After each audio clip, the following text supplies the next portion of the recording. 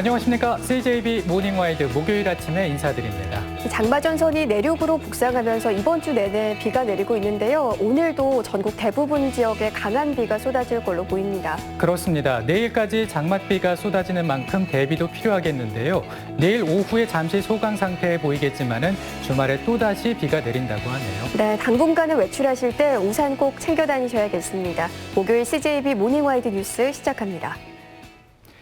영동농협이 개인과 법인들에게 담보물을 잡고 80억 원대 대출을 실행했는데 이들이 상환을 포기하면서 수십억 원을 손해볼 처지에 놓였습니다. 수상한 점은 특정 감정평가법인에 의해 이루어진 담보물 평가인데요. 경찰이 관계자들을 입건해 수사하고 있습니다. 안정은 기자입니다.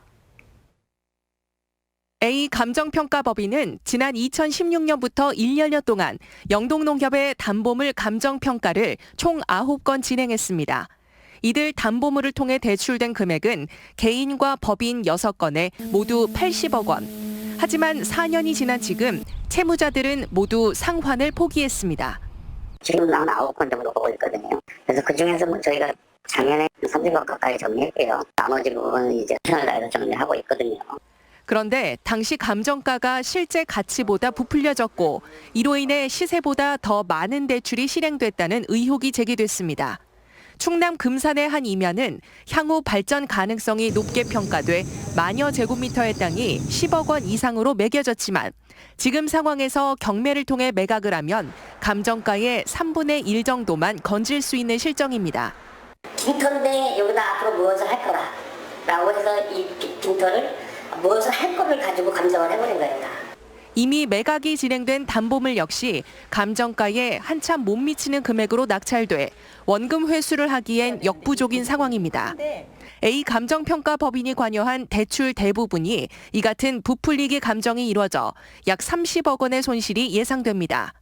영동농협은 이 같은 손실 금액에 대해 대손 충당금 등으로 처리하겠다는 입장이어서 결국 피해는 조합원들에게 돌아가게 됐습니다. CJB 뉴스 안정은입니다. 영동농협은 이 같은 사태에 대해서 당시 감정평가법인에 일방적으로 속았다는 입장을 보이고 있습니다. 그런데 대출 과정을 들여다보면 양쪽 모두 쉽게 이해가 가지 않는 부분이 많습니다. 이어서 이태현 기자입니다. 농협의 감정평가법인 선정은 중앙회의 추첨을 통해 3개의 법인으로 좁혀진 뒤 지역 농협에서 한 곳을 선정하는 과정으로 이뤄집니다. 그런데 A 감정평가법인이 감정을 맡은 대출 9건 중 대부분은 예외 규정이 적용됐습니다. 중등급이 상위등급이거나 왜냐하면 담보 특수성을 감안해서 필요성을 인정한다거나. 결과적으로 부풀리기 감정을 통해 수십억 원의 손해를 볼 위기에 놓인 영동농협은 A 감정평가법인에 의해 속았다는 입장을 보이면서 형사고발까지 검토하고 있다고 밝혔습니다. 하지만 A사가 진행한 감정평가 결과는 농협 내 대출 담당자를 넘어 상임이사의 결재가 있어야만 실제 대출로 이어진다는 점에서 적어도 당시 업무 처리 과정이 부실했다는 건 부인할 수 없는 부분입니다. 개발 계획은 계획대로 어느 정도 진행되는 것처럼까지는 보이는 거죠. 저희들이 봤을 때. 거기다가 감정평가가 또 그만큼 나와주고. 농협은 중앙회 차원의 감사를 벌여 다음 달 중으로 그 결과를 발표할 예정입니다. 당시 대출 업무 담당자와 A법인의 감정평가사 등을 입건한 경찰은 어떠한 혐의를 적용할지를 두고 고심하고 있는 것으로 알려졌습니다. CJB 뉴스 이태현입니다. 지난해 청주교대에 재학 중인 남학생들이 단체 채팅방에서 여학생들을 성희롱한 사건이 불거졌었는데요. 법원은 채팅방에서 인격적 가치에 대한 평가를 저하시킬 만한 의도적인 표현 행위는 모욕죄에 해당한다고 판단했습니다. 박원 기자가 취재했습니다.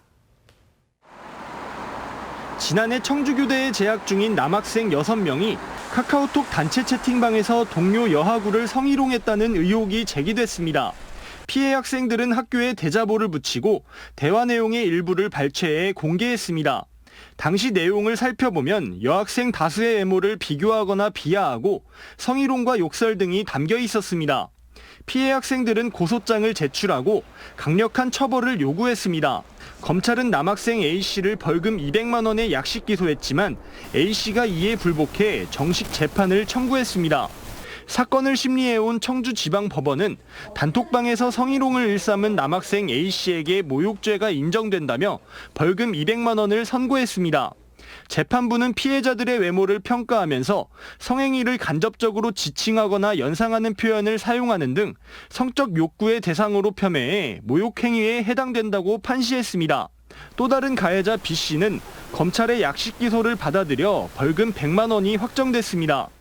카카오톡 방에서 우리끼리 얘기를 하고 지나갔을 뿐인데 이게 죄가 되느냐라는 부분에 대해서 사실 가해 학생들이나 아니면 일반인들이 좀 경하게 여기는 경향이 많이 있었는데 모욕죄 성립이 된다는.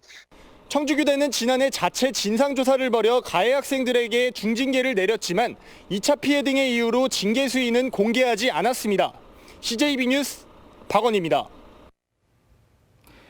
인천 등 수도권 지역 수돗물에서 깔따구 유충이 잇따라 발견되고 있는 가운데 청주에서도 화장실 바닥에서 유충이 발견돼 확인 소동이 벌어졌습니다. 확인 결과 깔따구가 아닌 나방파리 유충으로 밝혀졌는데요. 그만큼 시민들의 수돗물에 대한 불안감이 크다는 얘기입니다. 조용관 기자입니다. 청주시 복명동의 한 아파트 화장실 바닥에서 발견된 유충입니다. 길이는 1cm가 안 되고 하나는 털이 나 있는 어두운 색, 또 다른 하나는 다소 투명한 흰색 빛을 띠고 있습니다. 청주시는 지난 19일부터 지역 내 아파트와 상가, 빌라에 화장실과 세면대, 싱크대 등 10곳에서 유충이 발견됐다는 신고를 받고 현장을 방문해 3곳에서 유충을 확인했습니다. 처음입니다. 예. 그전 이런 사례가 있었어요? 그전에도 신고는 많이 들어왔었는데 우리가 현장 가서는 확인할 수 없었습니다. 청주시의 의뢰로 분석에 나선 국립생물자원관은 미상의 유충은 인천 등 수도권에서 발견된 깔따구가 아닌 나방파리 유충이라고 밝혔습니다. 나방파리는 습기가 많은 화장실이나 욕실, 배수구 등에 알을 낳아 번식해 간혹 수돗물 유충으로 오인하는 경우가 많습니다. 청주시는 수도권의 깔따구 유충 논란에 대해서 최근 환경부의 조사에서도 청주시 정수장은 이상이 없었다며 청주시의 수돗물 생산 과정은 안전하다고 자신했습니다. 정수장 생산 과정, 공급 과정에서는 안전하다고 제가 말씀드릴 수 있으니까 먼저 걱정하지 않으셨으면 하는 바람입니다. 청주시는 유충이 발견될 경우 확인과 적합한 조치가 이루어질 수 있도록 회순하지 말고 즉시 신고해 줄 것을 시민들에게 당부했습니다. CJB 뉴스 조윤광입니다. 충주 수안보 도시재생 사업이 재궤도를 찾았습니다. 조기령 충주시장이 공개 사과한 지 2달여 만에 충주시 의회가 옛 한전연수원 매입을 추인했는데요.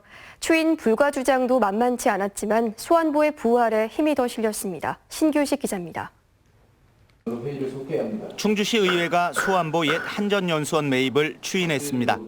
시의회 승인 없이 공유재산 취득 절차를 끝낸 사실이 알려지고 조기령 충주시장이 공개 사과한 지 꼭 65일 만입니다.